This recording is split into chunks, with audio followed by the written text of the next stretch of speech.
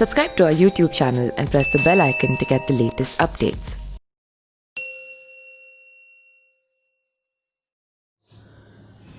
बिहार विधानसभा चुनाव सिर पर है, लेकिन महागठबंधन की मुश्किलें खत्म नहीं हो रही है। पहले तो कई मौजूदा विधायक जेडीयू में शामिल हो गए। इसके बाद पूर्व मुख्यमंत्री जीतनराम मांझी भी महागठबंधन का दामन छोड़कर एनडीए के पाले में चले गए थे। अब पूर्व केंद्रीय मंत्री उपेंद्र कुशवाहा ने संकेत दे दिया है कि राष्ट्रीय लोक समता पार्टी यानी कि राष्ट्रीय जनशक्ति पार्टी यानी कि आरएलएसपी महागठबंधन का साथ जो है छोड़ सकती है।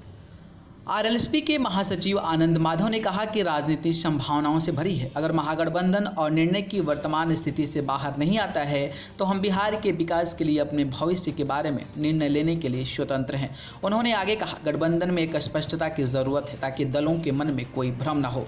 हम चाहते हैं कि आरजेडी आगे आकर गठबंधन के दलों के साथ सभी मुद्दों पर चर्चा करे। अगर कोई कॉमन मिनिमम प्रोग्राम बनाना है तो यह 1-2 दिन का काम नहीं है। चुनाव की अधिसूचना किसी भी दिन जारी हो सकती है, लेकिन अभी तक कॉमन मिनिमम प्रोग्राम के मुद्दे पर कोई बात भी नहीं हुई है।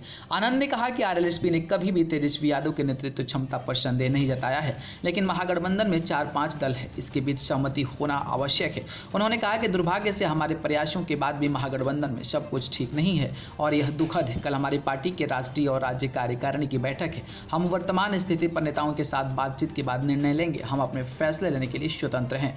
पिछले साल हुए लोकसभा चुनाव से पहले आरएलएसपी अध्यक्ष उपेंद्र कुशवाहा ने छोटे दलों के प्रति बीजेपी के अहंकार का हवाला देते हुए केंद्रीय मंत्रिमंडल से इस्तीफा दे दिया था और महागठबंधन में शामिल हो गए थे।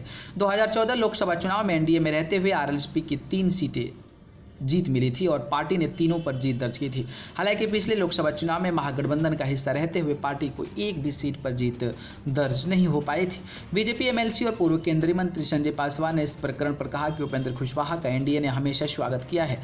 उनके आने से एनडीए का वोट बैंक और मजबूत होगा। उन्होंने कहा कि कुशवाहा को एनडीए में वापस आ जाना चाहिए।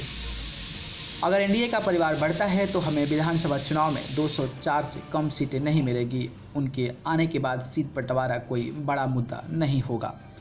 न्यूज़ रूम से न्यूज़ लाइव की रिपोर्ट।